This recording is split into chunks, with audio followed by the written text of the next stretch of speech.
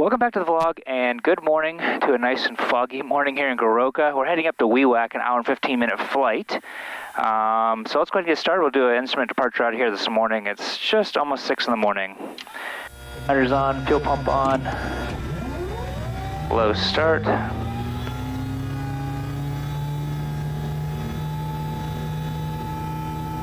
It's like the power's kind of going in and out a little bit. We have external power, but that's kind of weird. Never heard that before. Probably because we're running off the generator this morning, because there's no town power this morning. Well, part of the town is on, half the town is off. We will be heading out at 12,000 feet. But we don't have much weight on board this morning. So we're just 5,900 pounds basically. So we'll rotate at 56 and 66 if we had to come back in.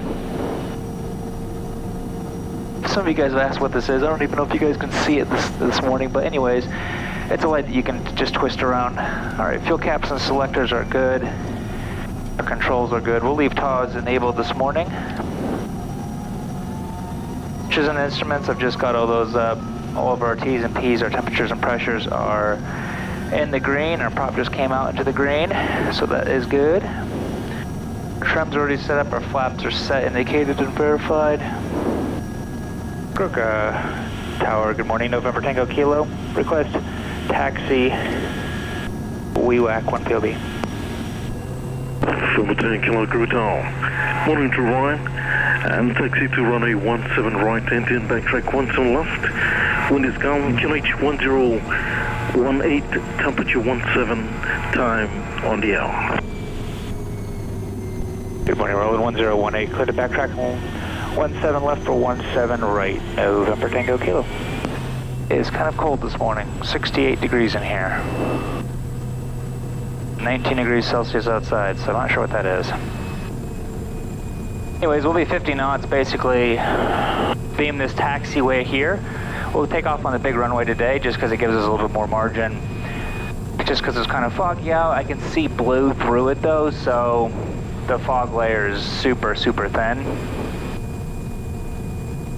But if we do have to stop on the runway for birds or dogs or whatever else, we'll just full reverse heavy braking. We'll just go straight off if we need to. But if we do have to cut off to the side and go into the grass, we'll cut off, pull off, and shut off after takeoff. Pitch for 85 knots, consider EPL, consider feather. 80 full flaps. Turn these masters and crack my door. And November Tango Kilo will be ready and line up. Ignition, inlet, and lights. November Tango Kilo, 17 right, depart on track, clear for takeoff. Clear for takeoff on track, November Tango Kilo, 17 right. Ignition condition, flaps 20. On harnesses. The cabin. Had my cabin light on. I was like, why is the light on back there? Strobe's on now. And we've got our instrument departure already in. Ignition condition, flaps 20, fuel and harnesses. This down for takeoff though. I know you guys probably can't see anything now, but harnesses, high idle, basically 20 degrees, same as always. 13.9, 14.40, rotate at 56.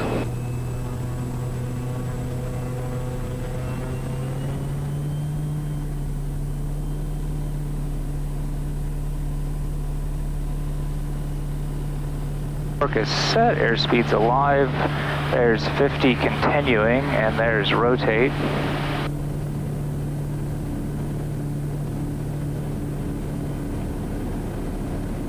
On this instrument departure, basically just goes straight out for about 3 miles. And then we make a left-hand turn and climb up to our minimum safe, which is like 12,800.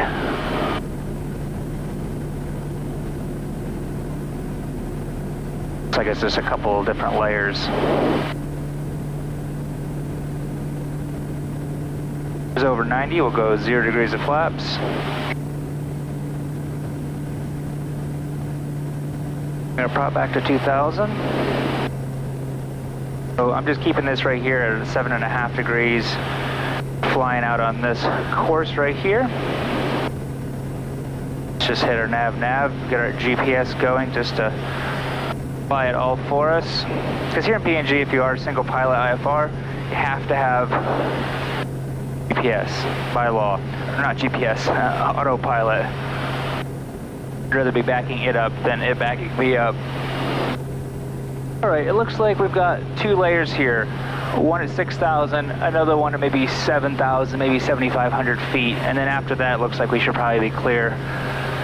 Alright, now we're making our turn here to 117. Just pitch up and pitch for the climb.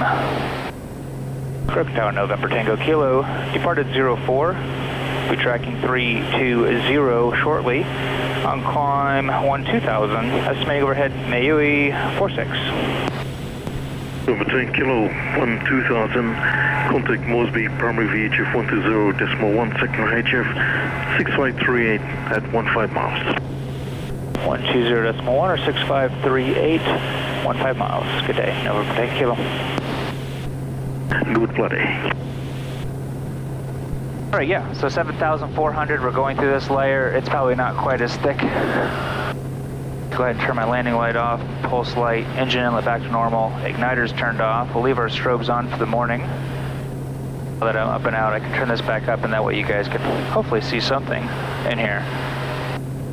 Not sure how good these Hero 8s are in low light. I haven't really used them that much. I don't think I've done a morning departure with you guys with them yet, so hopefully they have decent low light conditions. Anyways, while we're climbing out, we're here in Papua New Guinea this morning, right in the middle, and we are heading up to Wewak, so we'll be basically coming right around and heading on up to right in there. Looks like it should be really nice, clear weather once we get out of the Goroka Valley. And like I said, it's an hour and 15-minute flight up there. Alright, well this layer is a little bit thicker than I was thinking it was going to be, but that's alright. I've got a lot of extra fuel on board today. Now we're popping out. This is by far the best part of any dawn departure, is popping out of the clouds and having an awesome sunrise. Alright, well, maybe not an awesome sunrise, but nonetheless. Alright, let's go ahead. Now we are clear of this before we go back into that layer. Let's go ahead and start our turn for 180 and get on course. A beautiful morning nonetheless.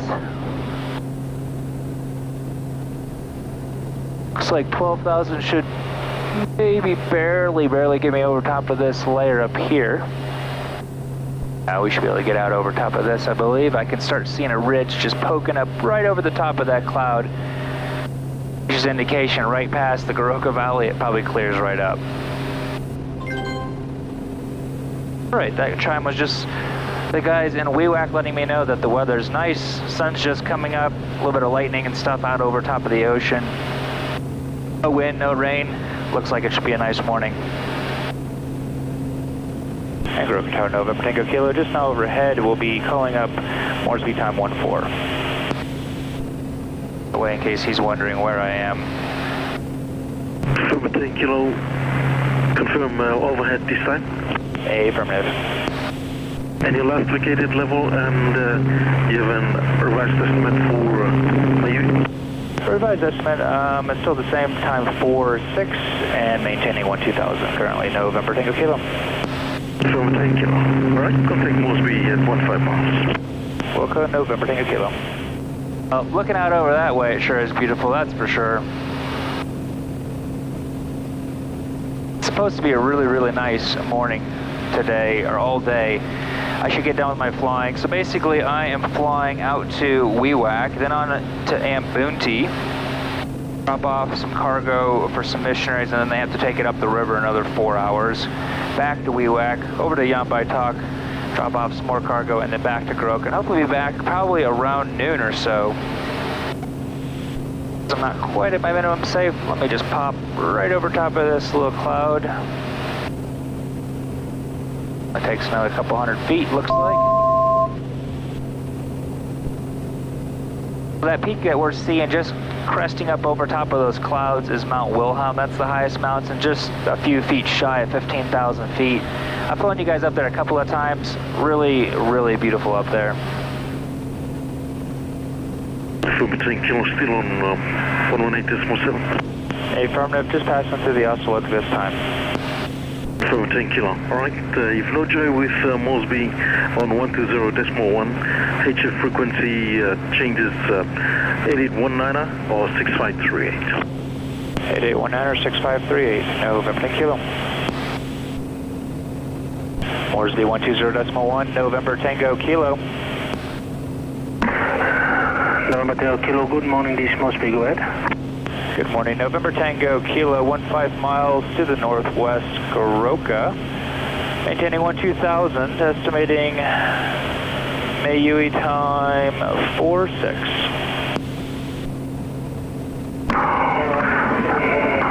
November Tango Kilo, American H1008.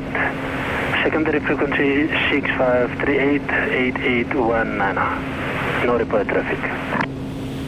1008. 659 or 8, or correction 38 and 8819 November Kilo. November Tango Kilo. Alright, switching both up to 1008. I indicated there for a second at 12.3, but because I was still on the Goroka QNH of 1018, when you switch it down to 1008, you lose 300 feet. So we are leveled off at 12,000. And bring my power back. 1,250 foot-pound of torque. To bounce around for a second and then make some small adjustments to get it right at 1250 and 2,000 on the RPM for the prop. So some of you guys might have seen the link below called Reply Bank. It's a way you guys can ask me direct questions and I send you back a video response, usually within about a day or so, unless I'm just super swamped with flying and just forget to check it, but usually it's within about a day. So you get a personalized video from me.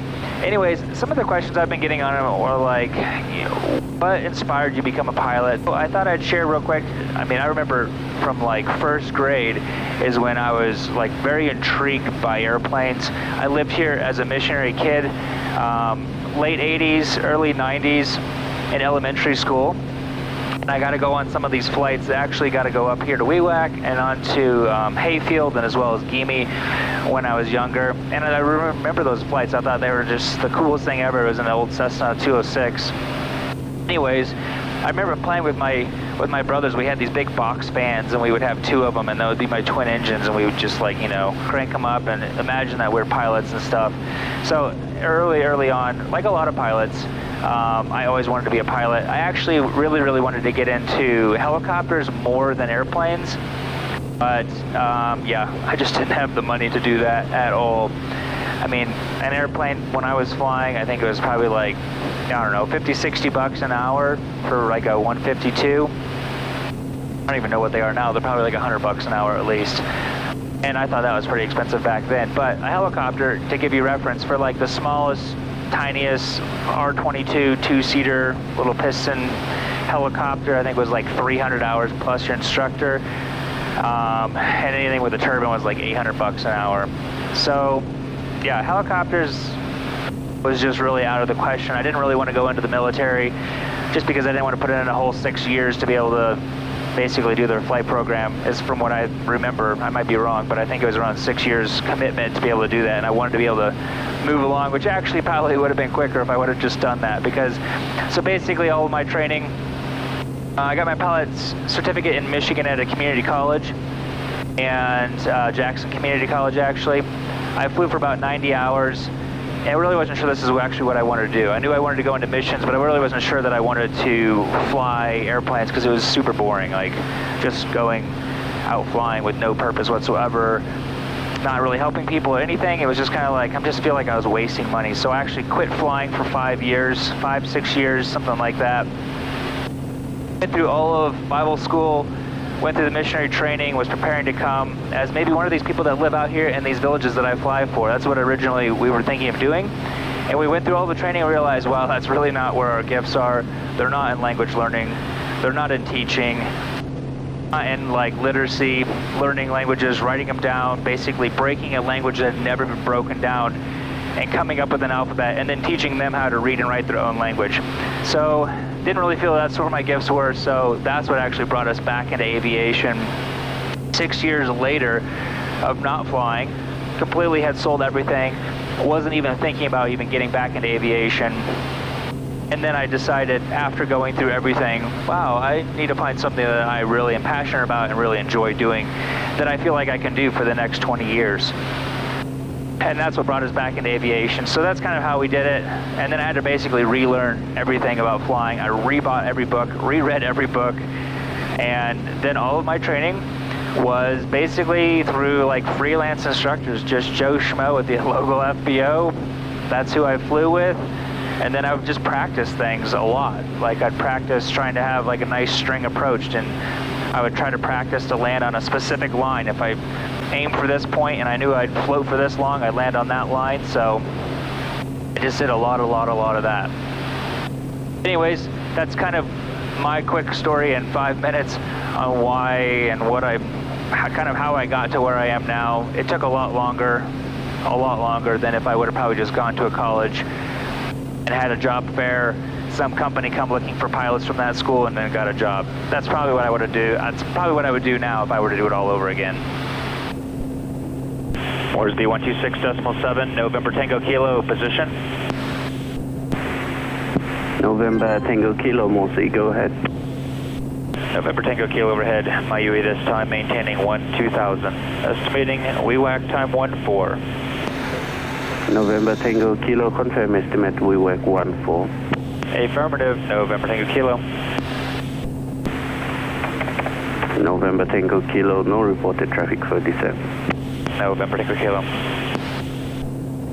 Well, just looking at my GPS, it's been showing a ton of lightning all around Wewak, although I just texted the guy in Wewak just to ask him, like, have you been seeing a lot of lightning, or... And he just texted me back and said, no, it's actually getting better. He hasn't seen lightning since 6 in the morning. So he says it's actually, you know, improving.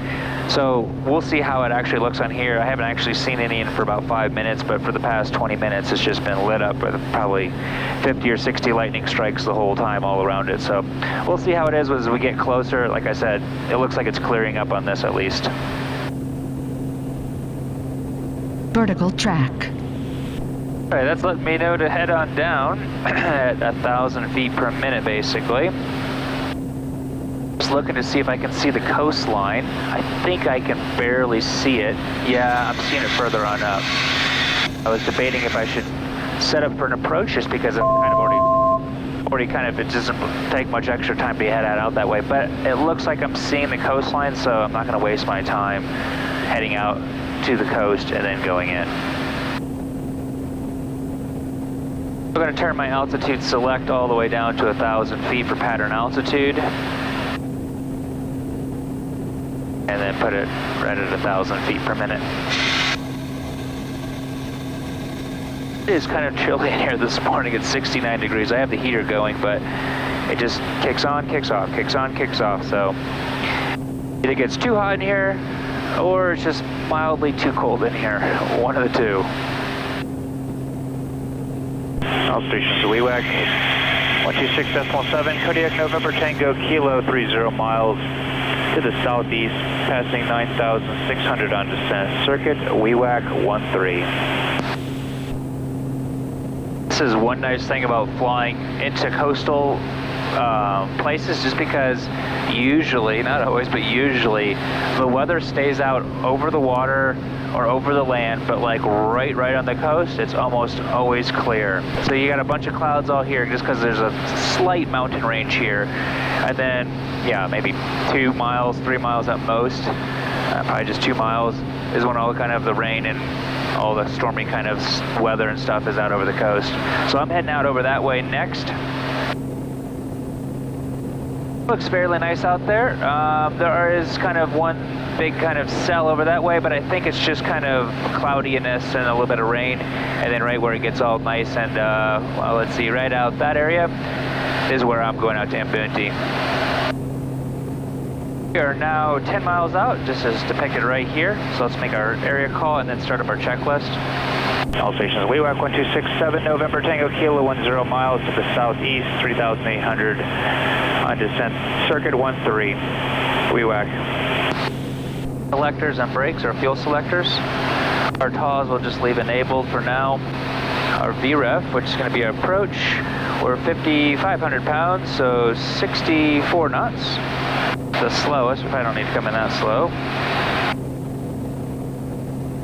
Lights and inlet, we'll throw on our landing light and our pulse light as well. We'll do engine inlet when we slow down a little bit.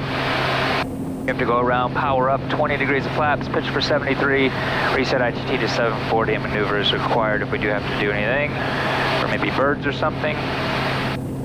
I believe that they're still working on the end of the runway. They're extending it, so I think they can fly in the 737 into here, I think. They're kind of extending almost all the runways, like the main hubs in PNG right now, to be able to fly bigger airplanes, from what I've been told. I have this video on my Patreon page. If I can remember, I'll link it down below as well for you guys. It's a World War II documentary that someone gave me of when the Americans came and actually bombed this exact runway here back in like 1943. It's a really cool, it's only 8 minutes long, but it's cool because they have actual footage. Anyways, if I can remember, I'll try to link it down below. Really cool history here though. There's a lot of bomb craters all over the place. I've shown you guys in other videos, but yeah. I'm not a huge history geek, but it is pretty cool when you actually get to fly to these places. And there's a bunch of like guns, and there's still tanks out here. I've had some friends that grew up in a tribe out that way, maybe about a 15-20 minute flight, and there was a tank still out there that you can climb all over. So I've seen a plane wreck out here in Wewak, a small like Japanese small like kind of twin engine plane. Anyways, yeah, it's just a really cool to see the history here. Moresby 1267, November Tango Kilo in the circuit, Wewak, cancel SAR. Autopilot off. November Tango Kilo, Wewak SAR, watch terminated. November Tango Kilo. And all stations, Wewak, November Tango Kilo. We'll be flying overhead to join into a left downwind, runway 10, Wewak. Alright, I'll have a little bit of a tailwind, but I'd rather just make the approach this way rather than going all the way around that way. Look at the windsock, it's just hanging there, so. 10 degrees of flaps.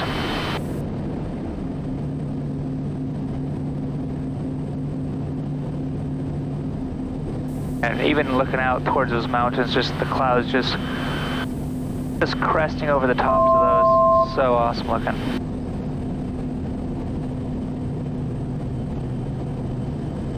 Turn final at 500.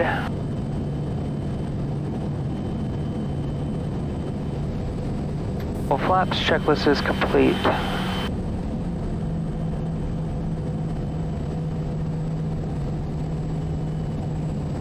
There's 500. Oh wow, I actually have lights here this morning. 500.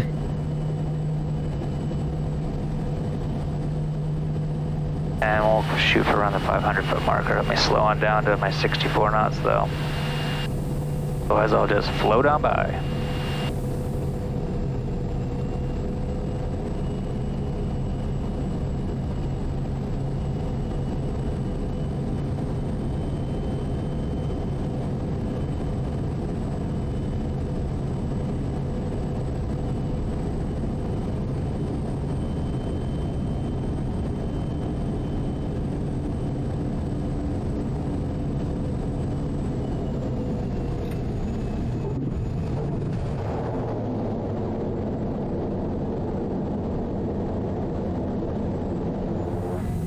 That was a fun flight.